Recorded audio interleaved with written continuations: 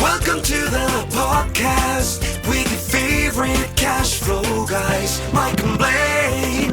Giving you the best advice while having a beer. When you're running a business, there are problems every day. Let Mike and Blaine help you out and guide your way. Cheers to the good times with Mike and Blaine for business, beer, and BS.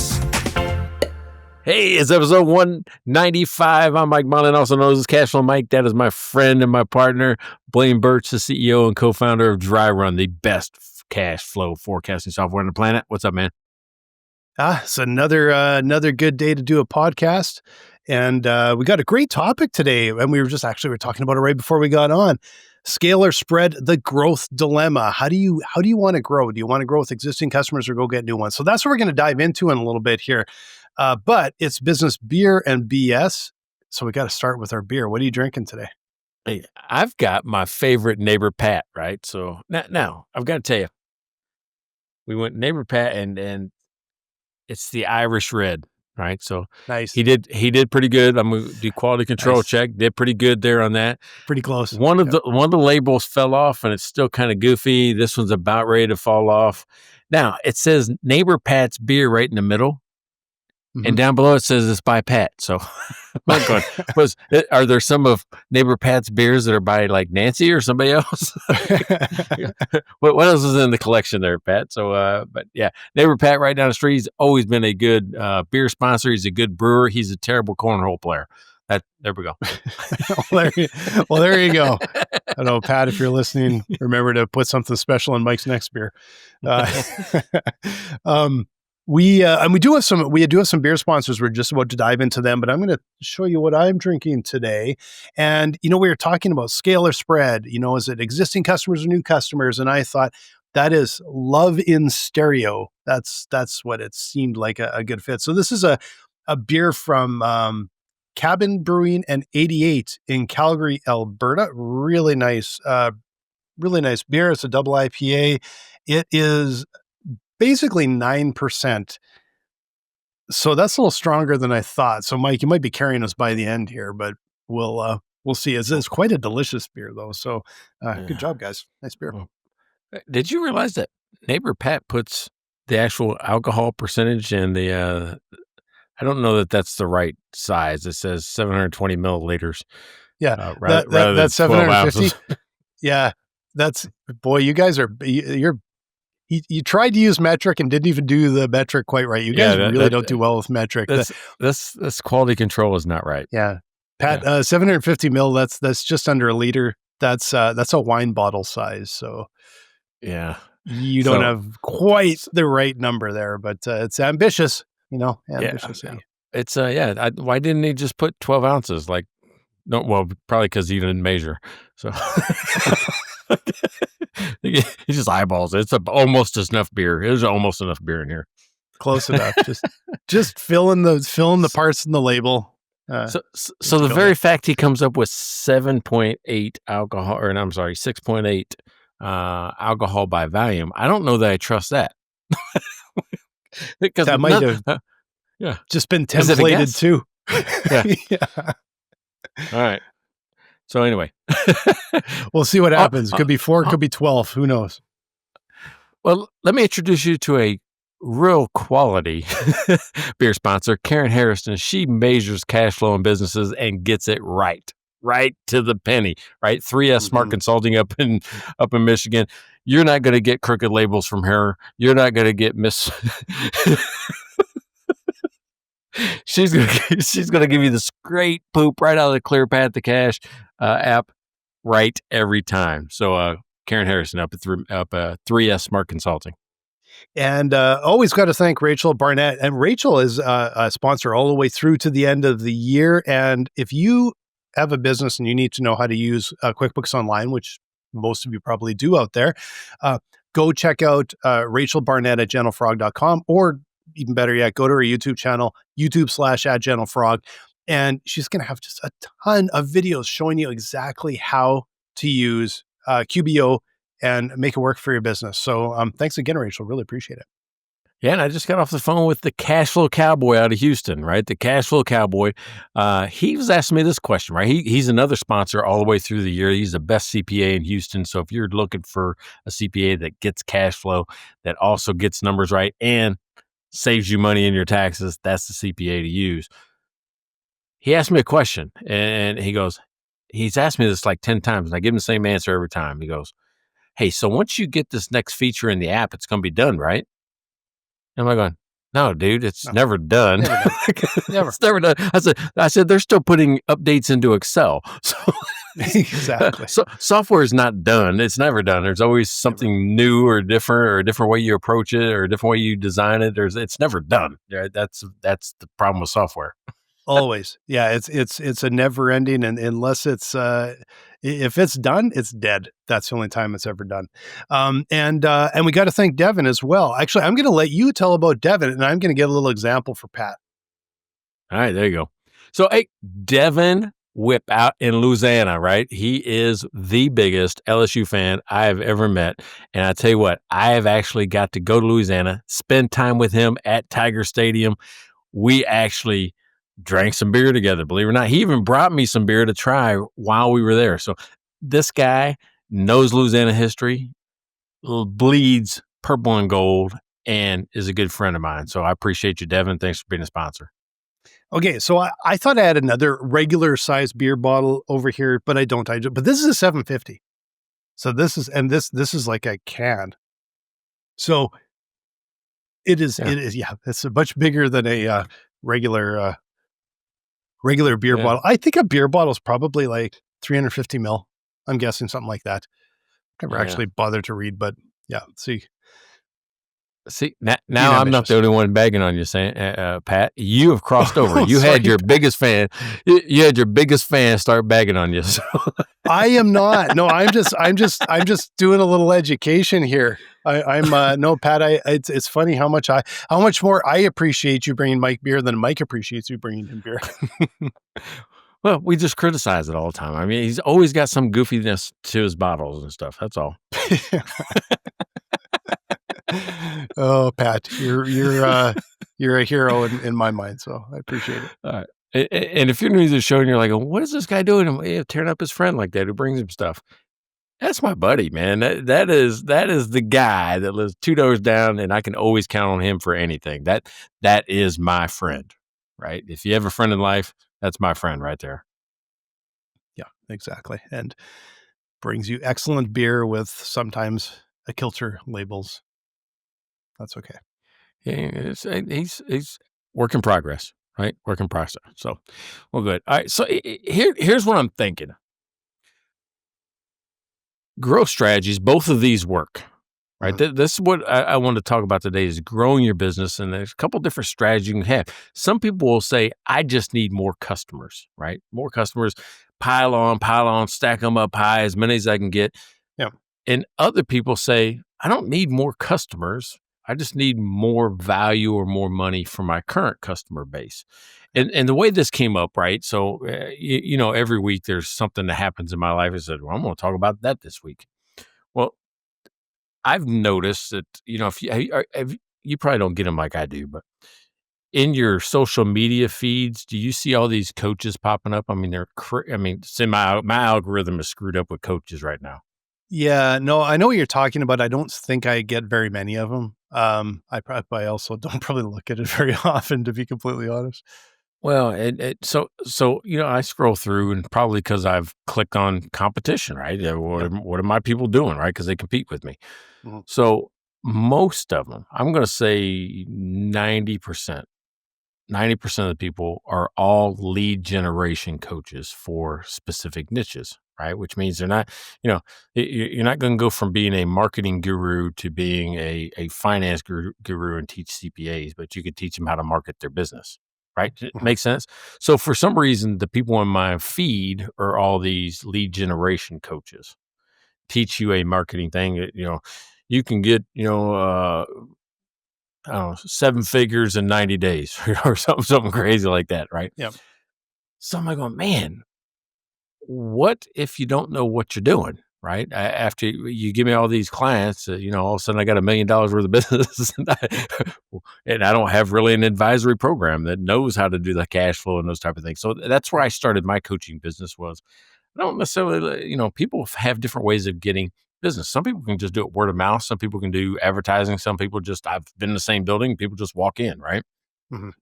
Well, I wanted to focus on the service part of it, right? Not necessarily more people. And here's where it validated what I was doing. I was describing some of the other coaches and things that I was seeing and ways I could improve my service. And they go, no, we don't need, and I had at least 6 people tell me this in the last 2 weeks because I've been asking the question. I don't need more customers. I don't need more clients. I need to take the clients that I have and get more money from them, Mhm. right? Yeah. With more service, more value, meaning do more things, give them more value, get more money from them, right? Because I Yeah. have a good client base. I'm like going, yeah, those are the 2 strategies. New Mhm. people every day, or same people, just more value out of those people. So that's what I wanted to go with. And you had that story, and at first you didn't think there was a connection. I think there's a truly great connection because you would have been a loss. You would have been a loss of Mhm. revenue, right? Yeah. Somebody exiting out the back, and the only way to replace somebody out the back is in the front, right? Bring in a new Yeah. customer. Yeah. And they changed their mind. So yeah, that's a great story. Tell that. Yeah. So yeah. So I was just telling Mike this before the show started and I'll try and keep it relatively brief, but the lessons learned in it, I'm going to give a little detail because it does matter. So what happened a couple days ago? I went to get my oil changed, and uh, you know, drove off. We did a bunch of errands, came home, drove into the garage, and I was walking around the back of the car, and I noticed some drops of oil on the floor of the garage, and I'm like, that's not right. Backed the car out to see if I could see, like, is it dripping oil? And I already had like a giant oil spill within seconds. And I'm like, oh my God. So I got the car back in the garage. It hadn't shown an alert yet. So the oil pressure was still high enough, but it was obviously something gone wrong. Fortunately, right by home, not on the freeway, which was where we were. And so I called the dealership up, and so this is the thing. This is where this all happens of where do you lose a customer? Do you keep a customer? My expectation based on service that you often get today was, I wonder what kind of fight I'm in for. And I'm like, oh my God, what am I going to have to do? And am I going to have to get this towed back? It better not be on my dime. And I'm just already annoyed, to be completely honest. Right. And truthfully, I think there were places that I would take it to and it would not go well. Um, but I left a message for them, and called the next morning, and I said, well, it's Blaine Birch calling. I want to, can I talk to, they already knew who I was. And I got straight through to my rep, and she's like, "We got your message. We've been planning. They've only opened for 5 minutes, and we've been planning how we're going to make this right. We've already got an emergency tow truck on the way to in the works to get to your house." And long story, but because we couldn't start the car up, we couldn't get it into neutral without lifting it up and doing a manual thing and all this kind of stuff. So what they did is they said, "No worries, we're sending a mechanic over." Mechanic came, walked into the garage, and immediately looked and said, "Oh my gosh, we're sending someone over to clean your floor." That was from the mechanic. And I Mm. thought, these guys have a culture of service. And I was really impressed with that. Took a lot of time, went through the car, and it was literally just an O-ring had burst between the fuel filter and and then there was pressure there, and it just happened to burst at the wrong time, or probably the right time because I was getting basically home. And then what they did was they took my car, they got oil into it, they basically repaired it, and then they said, "We're taking it back to the shop. We're going to keep it tomorrow. We're going to test it. We're going to shampoo the living hell out of it because there's oil everywhere. We're also cleaning the inside and the outside of your car. And the car I drove over in is your loaner for the night, for a couple nights, whatever it is." And so I went from being really frustrated, and they did make a mistake. Someone made a mistake because he said the O-ring got pinched, and they didn't pick that up. I'm guessing from their culture, seeing this, that there's likely some training going on with that. But they not only totally redeemed themselves, what it did is it made me realize I'm going there to get my oil changed because of the way they handled a problem and because I know I could save $20 or $50 going somewhere else, and I would have a fight on my hands if someone made a mistake. And so they literally have made a customer out of me by kind of a big screw up. Yeah, because you were on the verge of maybe making a change, Mhm. right? You were like, just that was a decision point, and they caught you just at the right moment. That's exactly it. That I was literally at the end of I had one of these, I don't know, warranty things or uh, it was my last free oil change basically that I got. And then it's like, well, now it's on my dime after this. And I'm like, oh, it's probably the last time I'll get it done here. I'll just find a place closer to home. That's what I'm kind of thinking.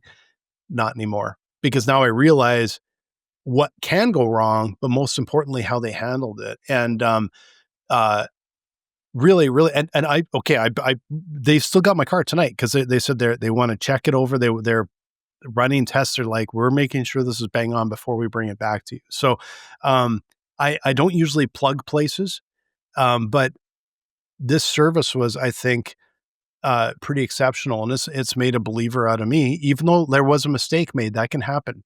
Everyone makes mistakes, but it's how you handle it.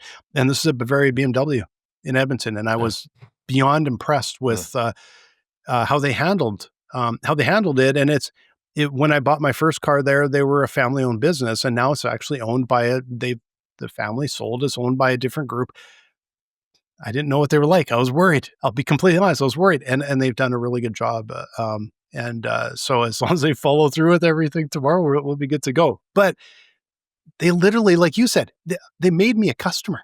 They literally kept me a customer through a mistake, and it shows how valuable customer service is when so few companies are doing it. So few companies actually want to serve their customers anymore.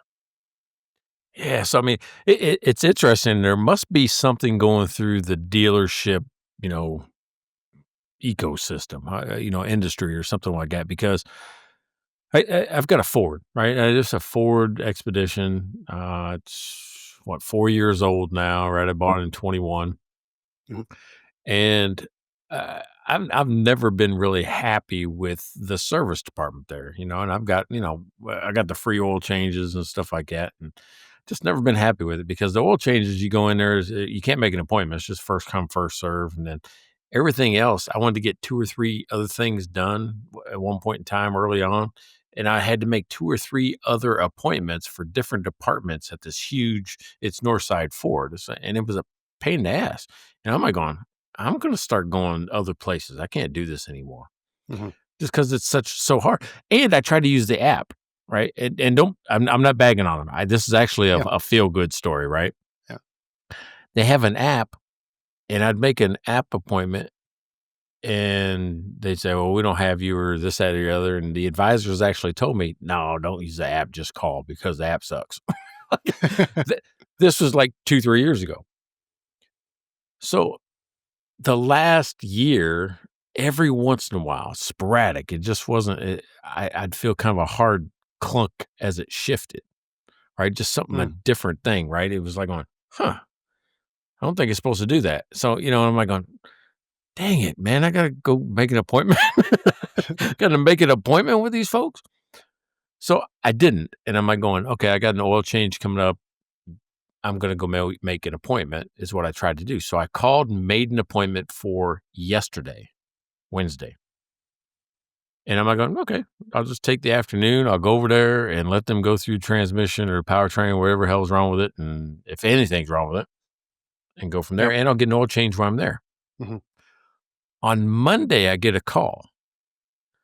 Well, okay, I'm gonna back up one step. The week before this, I also got a safety recall notice about the powertrain, some software update that needed to happen. Mm. So I'm like, oh, well, maybe it's connected to this thing that's happening with the shifting. Yeah. So on Monday, I get a call from the service advisor saying, "Hey, we know she got an appointment for Wednesday. Would you be open to us just coming to your house?" And we now have a mobile service. We got this truck, whatever, we can come over and take care of this recall because that's what I had to make the appointment for because the oil change is just whatever. I said, no, no, no. I said, I have to get an oil change, right? So, I mean, I don't need you to come out here and I still have to drive in there anyway. Let's just keep the appointment. And when you're done, I'll just pull it in and get oil change. They go, oh, we can do that for you too, right in your driveway. Wow. I'm going, what? So they come over, right? Yesterday, take it down to the cul-de-sac because they changed oil or whatever. They take it far away from the house or whatever, and they change oil, rotate the tires in the cul-de-sac, change all the fluids, and then they bring it back to me, and the software is all updated as well. Yeah. And they said, we recommend you get this air cabin or cabin filter and air filter done as well. I said, well, I got that maintenance plan. Just do it. Oh, well, it wasn't on our sheet. So I said, okay, well, tell me what I got to do to get this back on the schedule and you guys can drop out. To go, yeah, we're out in your neighborhood all the time. Dude, next day, the service advisor calls me and says, hey, they came back and says we didn't get the air filters and all that. We'll do it tomorrow. We're going to be out in the area again. They stopped by this morning at 8 o'clock in the morning just to replace 2 air filters. Then they say, hey, by the way, while we're there, we're just going to do your windshield wipers too. Oh, wow. And did that as well, right? They came in. And you know what it cost me? $0 because it was included in this maintenance, thing that I had. So think about that. Meaning I was also going to give up on them. But here's what I think is happening with car dealerships, that there is too much competition in that world. I can go to Walmart. I can go to Jiffy Lube. I can go to, Quick Stop, or all these different oil change places and do a lot of this stuff probably cheaper. But if you're going to come to my house, that might change my mind, right? That's a different service because they know that it's harder to get a new person to come in the door time and time and time and time again. It's easier to keep you coming back, right? As their way to not grow, plus because they're going to grow because I'm talking about it. People say, oh, you mean Northside does that? Well, and I actually think that I suspect, because I don't know if I'm accurate or not, but from things I've read, that the margins are actually really tight on cars. And the margins, like the profit margin for a dealership, is actually quite thin. And so they need you to come back for service. And so I think it's actually, I'll add a couple other things in because it shows the lengths that they go to, right? And so like when all of this happened, about midday, I got a call from somebody else. It was a 1-800 number, which never gets through my phone, but I had turned off my call blocking because I'm like, someone's going to call me, right? So I answered the call. It was BMW Canada. They were checking on how everything was going. Like, this is likely Ontario or something. They were literally, so somehow in their system, it got all the way up and they're that concerned about service. And when the tow truck driver showed up, this was also really interesting. He didn't end up towing because they sent over the mechanic, but he was walking around the car and he was taking pictures of the car. And I was kind of like a little weirded out, to be honest, because I'm like, what exactly is he doing? Like, trying to prove that he didn't damage the car. Like, I was kind of, so he kind of walked around. I said, so, should I be taking pictures of my car? Like, what's going on here?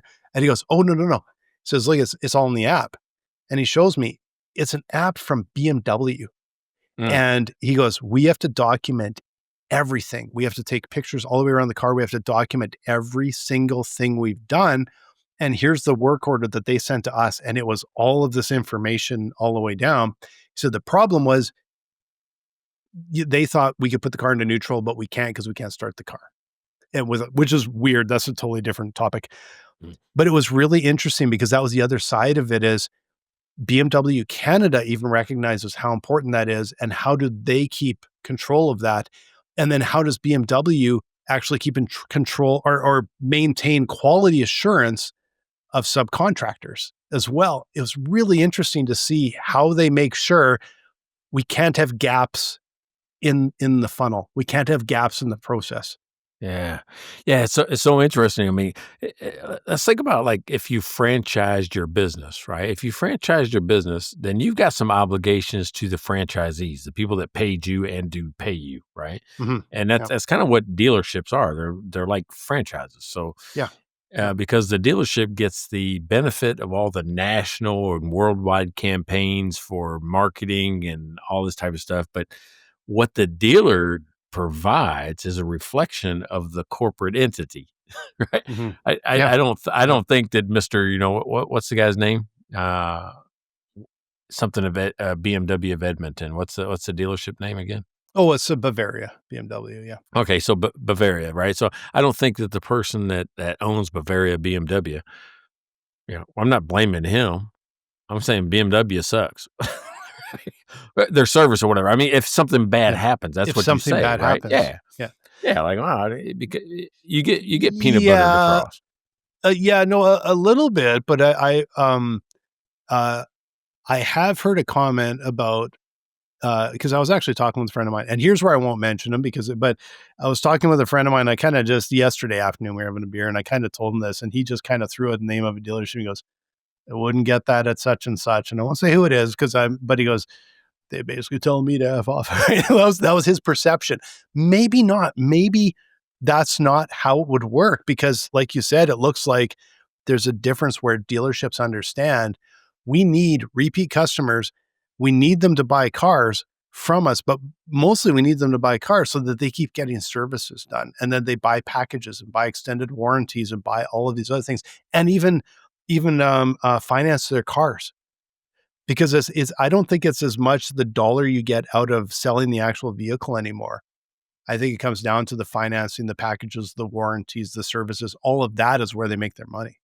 Well, I'm just saying that both the franchisee and the franchisor are handcuffed, right? Mhm. What each one of them do can hurt or help the other one, Absolutely. Yeah, right? So, absolutely. hey, that reminds me of, like, Quiznos. You've seen Quiznos? Yeah, I haven't been there It in was like years, a but yeah, oh, yeah. yeah, well, it's harder to go to because I think they went from, like, 7 or 10,000 stores to 200 for I was this gonna very say, reason. don't think Huh? there are any around anymore. I was Dude, curious if they're even I used around. to Yeah. love Quiznos, right? But, yeah, when you're a franchisee like that, you're expecting the name to draw people in. I shouldn't have to do a Yep. lot on my own, right? Oh, I'm going to McDonald's, I'm going to Hardee's, I'm going to Quiznos, I'm going to, wherever it is. Yep. Well, here's what Quiznos did. They would do these huge marketing campaigns, right? And that's part of your franchise fee or whatever it is, 4%, 5% per month, whatever you pay the corporate for them to do that. Yep. Then they would do these national discounts, right? So think about that. This is where Quiznos made their big mistake, and where I hope if the dealerships get into this, they don't hurt the franchisee, the dealer. Yep. Because here's how Quiznos corporate hurt the franchisee. Quiznos would send out the national campaign. You'd see the ads, you'd see it on TV, hear it on the radio, or go to Quiznos, 50% off, buy one get one sandwich, all this type of stuff. Yep. But they didn't reduce the price or incentivize the franchisee, which means they were still paying full freight for the bread, for the meats and all that type of stuff. So national was cutting the price. Unbelievable. Yeah, and making the franchisee still pay full freight for all the material, right? So like, wait a second, now, you just cut my margins by 50% with this buy one, get one that I have to honor for the next, whatever it is, 30 days, 60 days. And you just cut all of my cash in half. Unbelievable. There They're was losing money lawsuits. on that. Yeah, there Yep. was lawsuits. There was all kinds of stuff. People started leaving, suing the company. I mean, and that's why you don't see a lot of Quiznos anymore, which is too bad because their stuff was delicious, absolutely delicious. So my hope is if dealers, now they've got these apps, take the picture, go through these steps. Now I'm checking in on you. If they're doing that, you also got to incentivize me to also, you know, Yeah. not lose money in this transaction for you because I'm paying you a percentage of this. Yeah. Well, and truthfully, like for them, it's like what they're doing is supporting and making sure that you're doing the right thing so that you get more work. Like, like that. So Yeah. in that side, it actually like it makes a lot of sense. And, but like Quiznos could have probably benefited from cash flow and like, cause they wouldn't have made that kind of mistake then. Well, yeah. I mean, you can't hurt the people that are out there selling, like going, "Hey, listen, you're going to do twice the work for for half the money." No, exactly. Nobody can survive like that, right? I mean, and yeah, you're right. So if Quiznos would have called me at cashonmike.com, right? If they would have called me, we could have actually set a plan in place that actually would have put cash in the franchisee's pocket. So if you're a franchise out there, I don't care which one, it doesn't have to be Quiznos.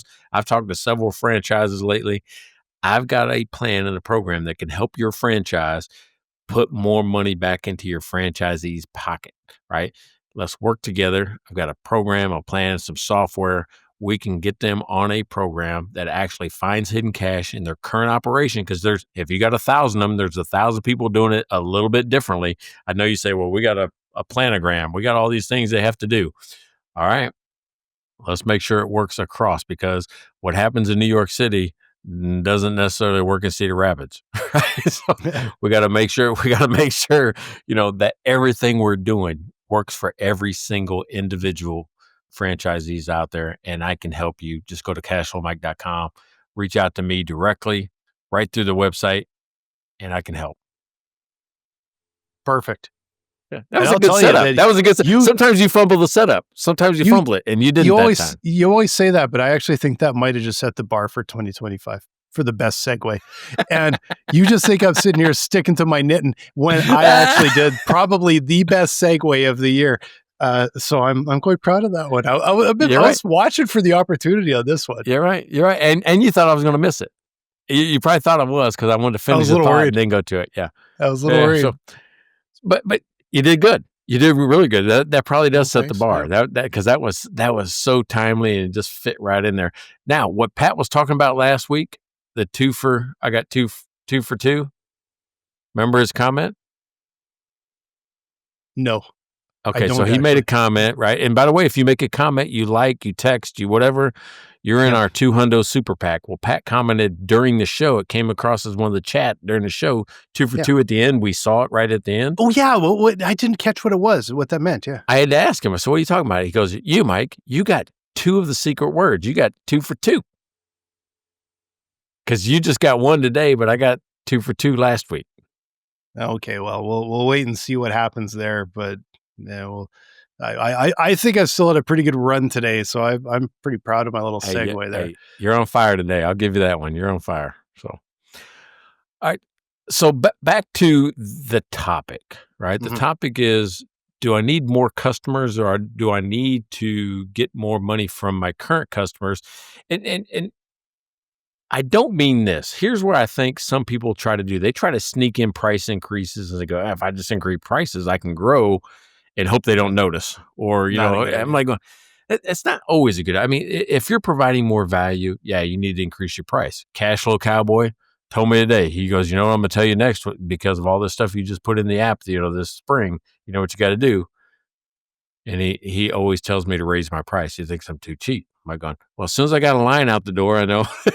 So I don't have a line out the door of people signing up for this thing. But, there'd be a point in time where I know that I got to raise my price. So, yeah, you got to be really careful with that. Like the best way to make people shop around and lose a customer sometimes is a price increase, because I've done that a ton. It's like you realize, like, how come my insurance keeps going up, or how come my heating bill keeps going up? And it's because companies, they existing customers, they kind of treat like shit, to be completely honest. And they're always, it's like, new customers, we're going to give you all this stuff. And customers have been around a while, it's going to keep poking you, nickel and diming you, and raising those prices over and over. Not everybody, but some companies, that's their philosophy. That's how they make money. And I think it is the opposite of breeding loyalty. You just get to the point where I don't care. I'll go with whoever's cheapest, and I really don't care about these companies, right? And it's cost me a bunch of work so far, because I have to create new packages every time I change the price, if I want to maintain this philosophy, which is, if you're in, right? And I'll tell people, say, if you're in, that's your price. Yep. So if you want to get in now, because when I raise the price, only new people have to pay the new Only price. new people. There's some real good logic to that. It's a bit of a pain maybe on your side, but there is It logic is a pain, to that. right? Yep. Because because the way my software is set up, and I don't know about yours, but if I change a subscription price, it changes it for everybody, which is the Netflix model, or you just change it for everybody across the board. Well, I want to reward the folks that took a chance on me early. We do Right? the same. We create new packages, like completely brand new packages because of that. So I don't care if you're buying a Fiddle Hopper or Dry Run or whatever. We're going to make sure that Hey, Pat, Two for that's two. for you. Although Rick is the one that said, hello, fellas. So hi, Rick. You could thank me, or you should What, congratulate me, Rick, for making. I'm a 3 for 3 today. I think I beat Mike's record last week. If you guys are wondering what we're talking about, we have secret ridiculous words that we sneak into our episodes. So that was. Hey, ask Rick about our phone, right? So Rick and I used to drive around, back when we were young. We get in the car, we just go place to place to place. And he had this toy in his car, and it was, dude, I still laugh about it. This is 20 years later, 15 years later. I'm still laughing about it. We had a phone. It was the Incredibles phone. You ever seen the show, The Incredibles? Right? I think I know what you're talking about, but I don't. You probably, when Yeah. you don't have kids, right? He and I have kids. And it's like a cartoon, but The Incredibles, it's this family, and they all have different, things that they can do. Right, stretch and speed and strength. And, Yeah, I remember a stretchy one. I don't Yeah. know. I think I've seen Well, the commercials. it's red, and then their emblem is a black kind of oval with an eye in it, right? For Incredibles, like a yellow eye or some gold eye or something like that. Well, this is how dumb you are, right? When you're riding around with your friends and it's too late at night, you probably had too many, beers. Probably had too many. But if you're saying something dumb, right? Like, you know how it is when you jaw jack with your buddy and you're just saying dumb stuff. And, well, he would go ring, ring, and he'd pull this phone out from like the center console and he would hand me the receiver. And I said, who is it? He goes, it's Shut the Fuck Up. So we started calling it the Shut the Fuck Up phone. So now what he'll do is, on occasion, if I'm just talking nonsense, he will just show me a picture of this phone because that's the STFP or SFU phone. Okay, Rick. So if you could send us that picture, we'll throw it up on the old Facebook page so we can share the picture with everybody. It's going back to the topic a little bit here. I think I don't think there's a right or wrong answer. I think we've been talking a lot about expansion, keeping your main customers. With Dry Run, of course, we want to keep our customers a subscription, so they're coming every month. With my last company, when we really got our traction and everything, it was probably I'm just totally kind of guessing or ballparking here, but I would say about 70% of our revenue were from repeat customers. Like that was. We always wanted to have some new ones coming in the door, but the majority of our revenue was coming from repeat customers. And it is so, like Mike said, it was so much easier to get repeat customers than to get new ones. But when you're new, especially when you're new, or there's some business models that you can't necessarily get repeat customers very much. But when you're new, you kind of got to find your place, and you got to build up a customer base, and you have to build up a customer base of good customers that you want to bring back.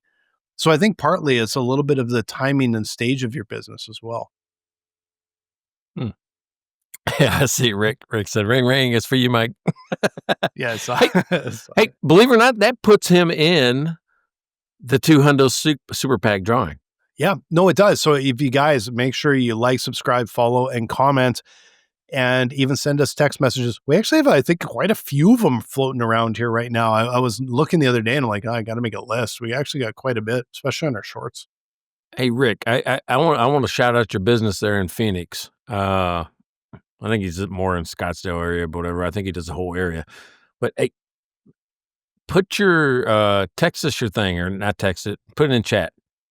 Put it in chat there. The name of your business, so I can talk about it. It's like a zero chem cleaning company that he's got, so it's kind of cool. Oh, nice. And Rick, you're in Scottsdale. Well, yeah, definitely put it on there because they'll throw it on our Facebook page. Might have a few people from Scottsdale looking Yeah, at it. So. you know Rick. Rick met us for pizza that day.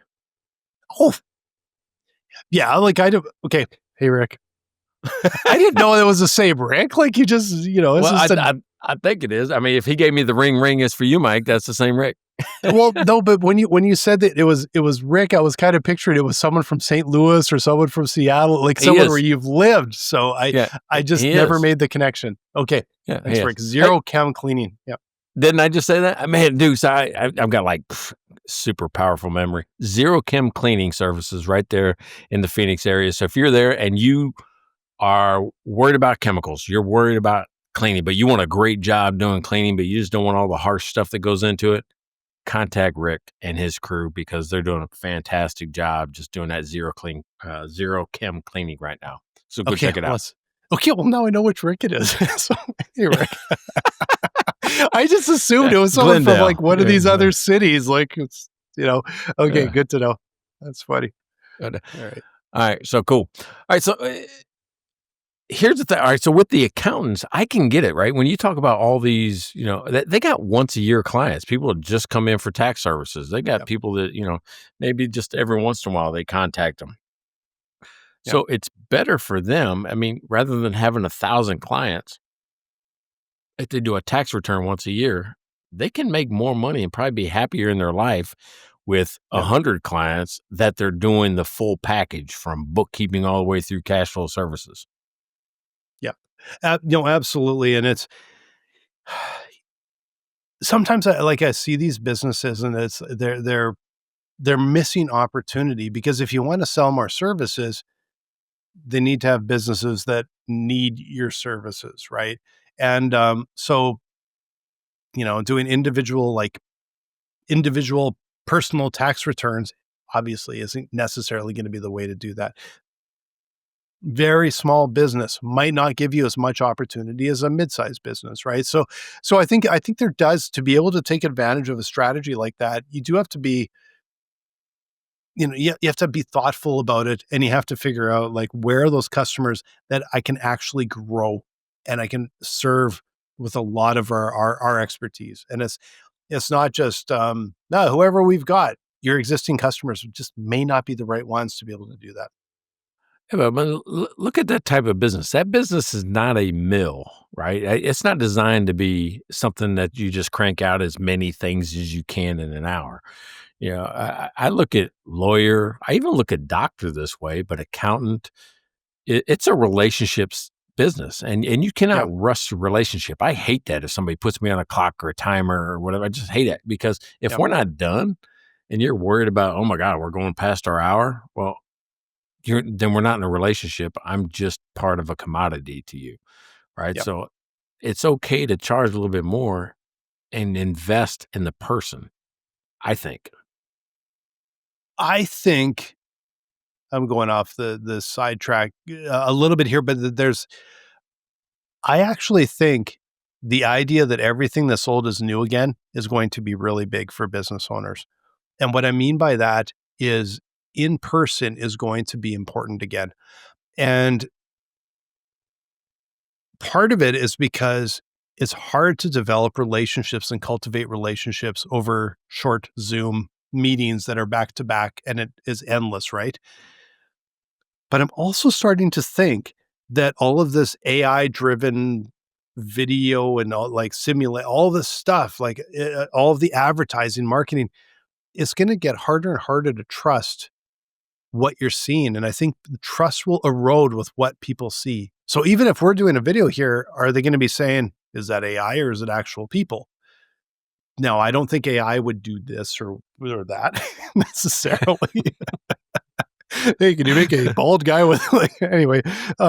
But I do think that it will start to build barriers and walls with people of what they see online. And I actually think that in person is going to start getting more and more important again, because that's what creates trust.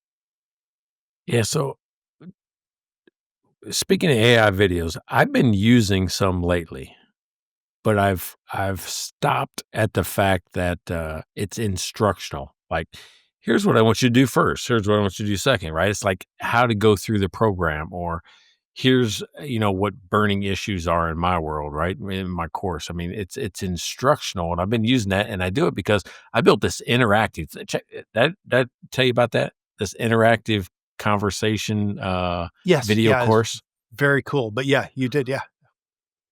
250 some videos, 90 unique paths, right? 90 Yeah. different things that different conversations you can have in one course.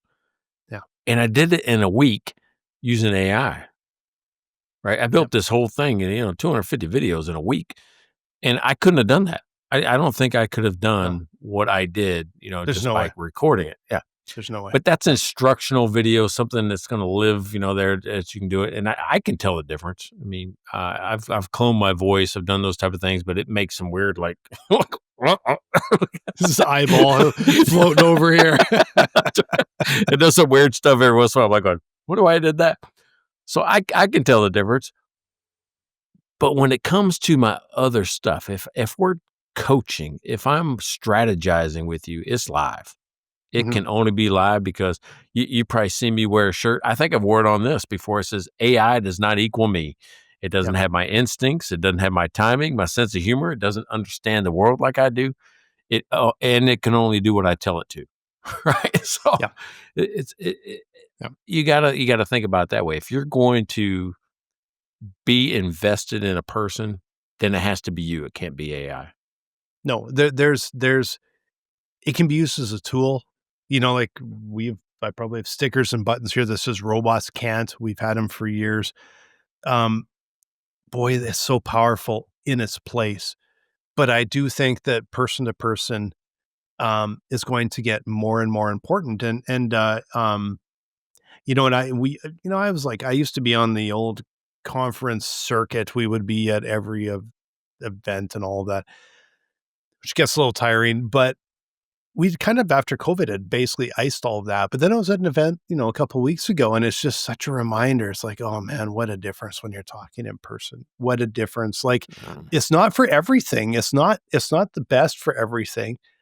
But there are times where it's like the relationship building side, and the trust building side, so much of it is just easier when you're in person. One thing I've never been a part of from a growth strategy that, I mean, I've been a part of it, but not to the extent that it's worked for other people, is this low cost, need as many people as I can, like $4.99 a user or $4.99, whatever that is, where you have to get hundreds, thousands, million people to make any money at it, Mhm. right? And in general, what I think that happens is you create so much churn that your churn has probably got to be, 4 out of 10 people that sign up are quitting, right? Yep. Almost immediately, if that. And you create support tickets like crazy. I can't imagine being able to support, we'll say, software that's $5 a month per user, and then I got to, deal with support tickets on top of it. Yeah. If I need 1 million users. It's a hard way it's a hard way to live. Like we've talked even internally about like when we first launched Dry Run, we were going after small business owners of small business and startups and all of that. And we just got to the point where it's like it's Death Valley. It's really hard. We have obviously exceptions that are doing really well, but it's really hard.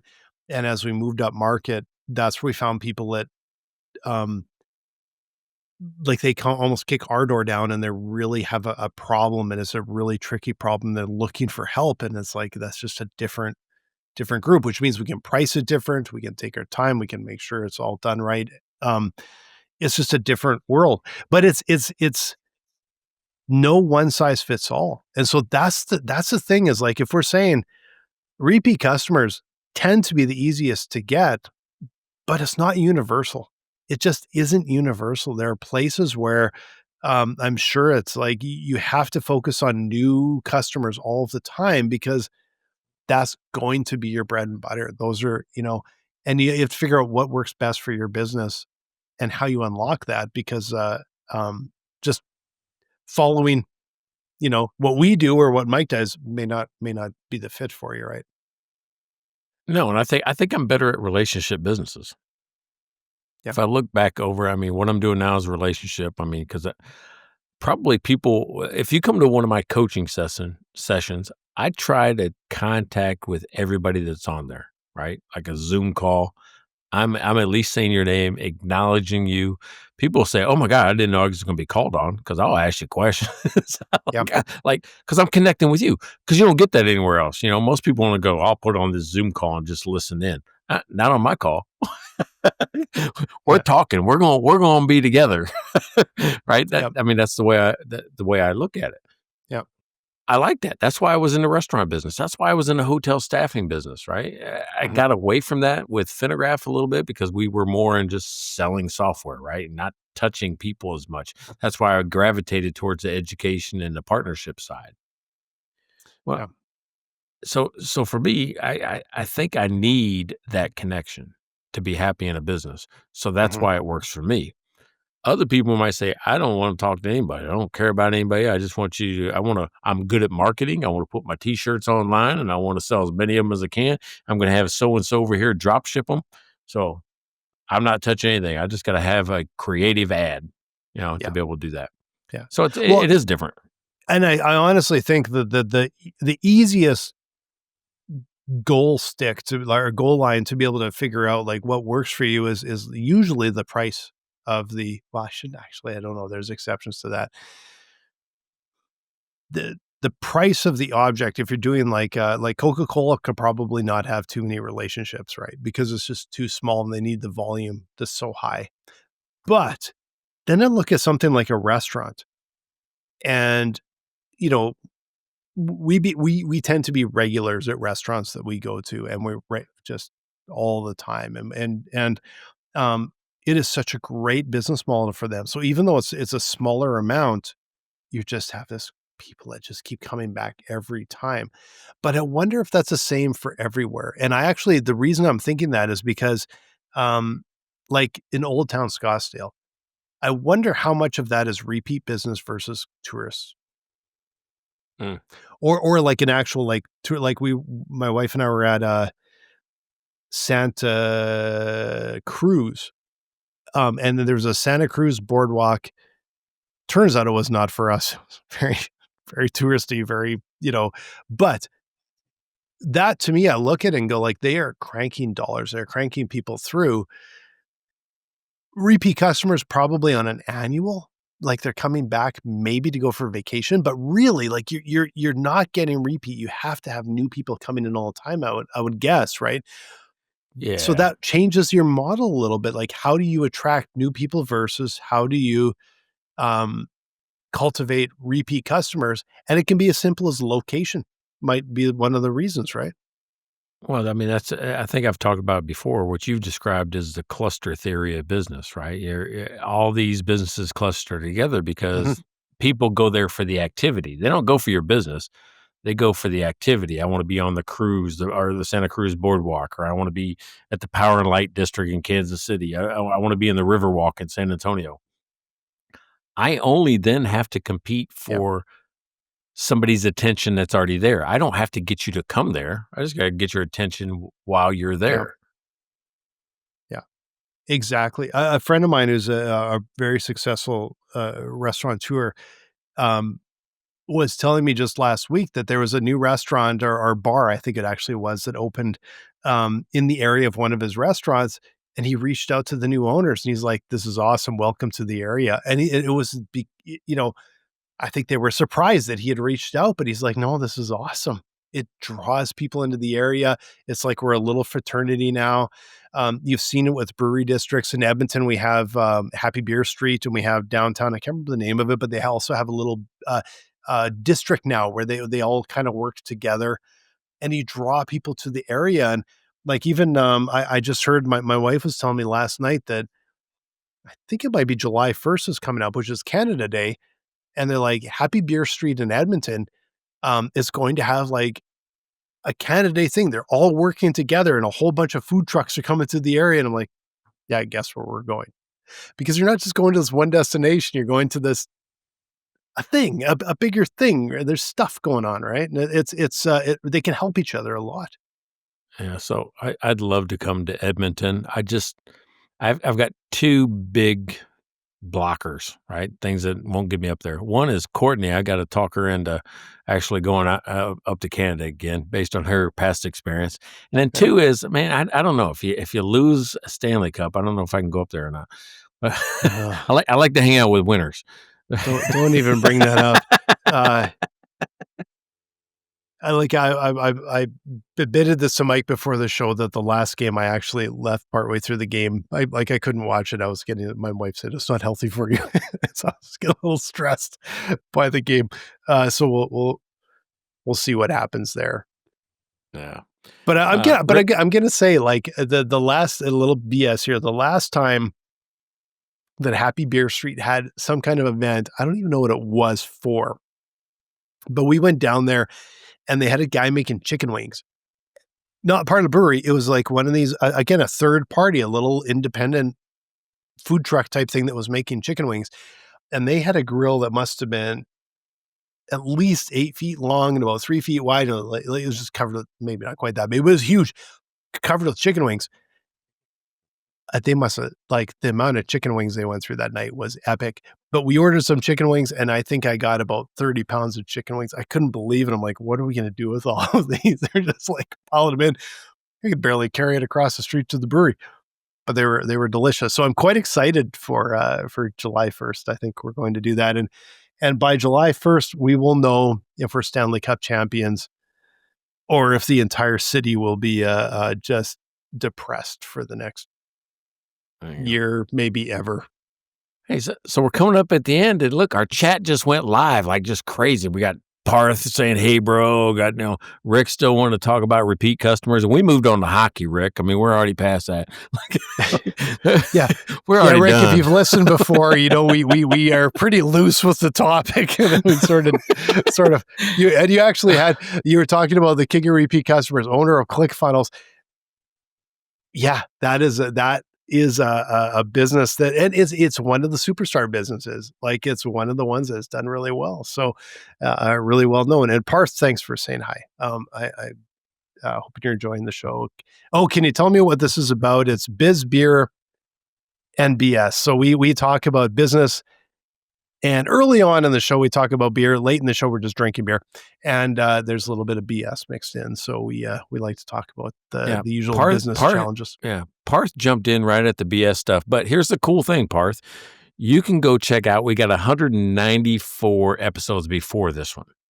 194 episodes. You can like, you can subscribe, you can comment. You're part of the 200 Super Pack right now. So make sure you connect with us. You are. Go like our stuff. Yeah, right? Anybody that likes, subscribes, comments, gets involved, you are part of the new drawing for the 200 Super Pack. And that's coming up in 5 episodes. You only got 5 episodes to get involved. 5 episodes to get involved, and 5 episodes for Mike and I to figure out what the hell the 200 Super Pack is going to be, because we haven't quite settled on that yet. But it'll be really fun. So you do want to make sure you like, subscribe, follow, and you'll get added to the list. And head over to Mike and Blaine. You can also sponsor the show, just literally by buying us a beer at mikeandblaine.com. And okay, talking about repeat customers, our beer sponsors come back every year. And I bet it's because we don't inflate the prices.